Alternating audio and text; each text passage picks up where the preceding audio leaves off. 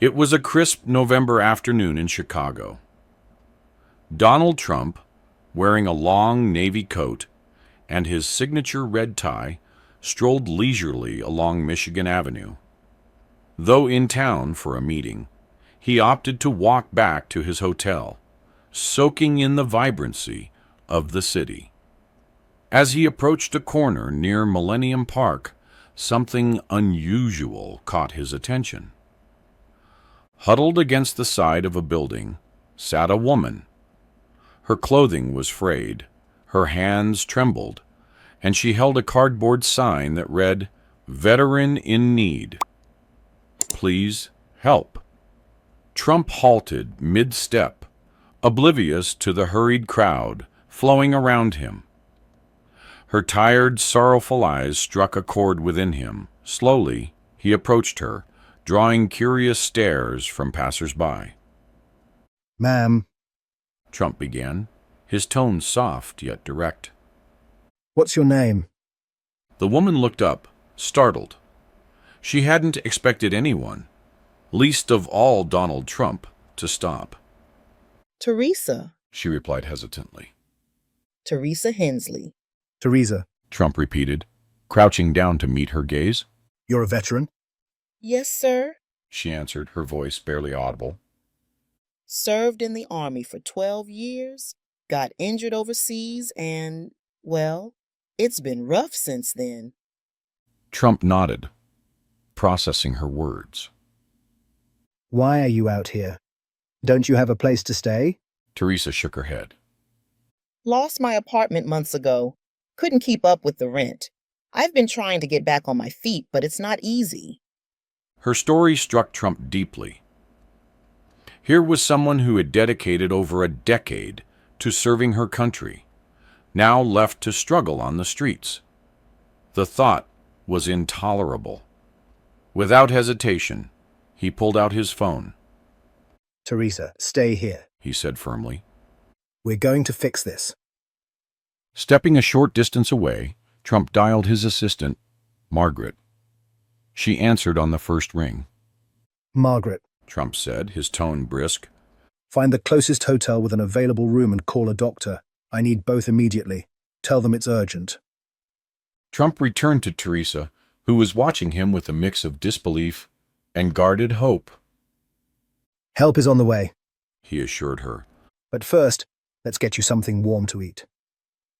Spotting a food vendor nearby, he purchased a steaming bowl of soup and a sandwich, handing them to her.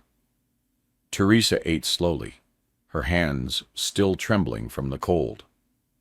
As she ate, Trump asked about her life, her time in the military, her family, and what had led her to this point. She spoke of her deployments, the friends she had lost, and the injury that had cut her service short. Adjusting to civilian life had been far harder than she had anticipated. Minutes later, a sleek black SUV pulled up to the curb. Margaret had wasted no time. A sharply dressed driver stepped out and opened the door. "Teresa," Trump said, helping her to her feet. "this is for you. We're taking you somewhere safe." She hesitated. Why are you doing this, Mr. Trump? You don't even know me. Trump met her gaze, his voice steady. "Because someone should have done this a long time ago." The SUV whisked them to a nearby luxury hotel where the staff, already briefed by Margaret, welcomed Teresa like an honored guest. She was escorted to a suite on the top floor, complete with a hot shower, fresh clothes, and a warm bed. Soon after, a doctor arrived, providing a thorough checkup, medication, and advice on her recovery. Trump oversaw every detail, ensuring nothing was overlooked. Meanwhile, Margaret had reached out to Veterans United Support Services, an organization dedicated to helping homeless veterans reintegrate into society. Within the hour, a cheerful representative named Lisa arrived to meet Teresa. "Teresa," Lisa said warmly, taking a seat beside her. We're here to help you. We'll assist with finding housing, job training, and anything else you need to get back on your feet.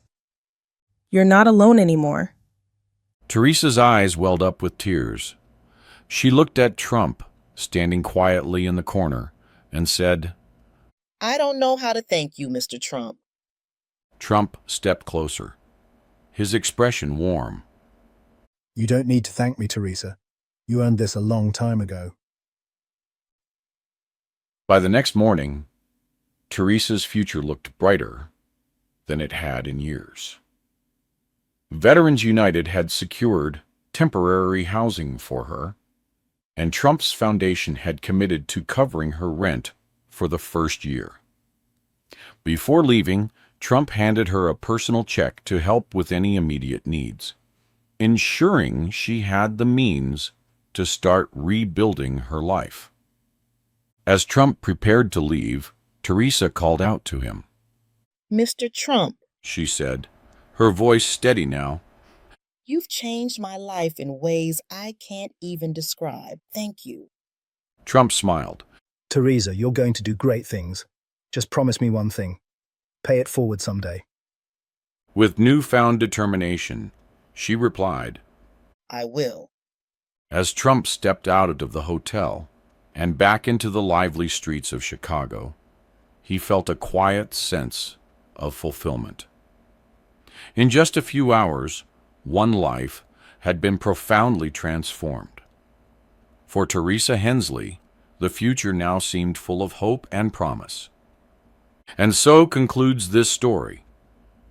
Thank you for staying with us until the end. If you enjoyed it, please don't forget to like the video and share it with your friends. Subscribe to our channel and turn on notifications for more inspiring stories. Have a wonderful day.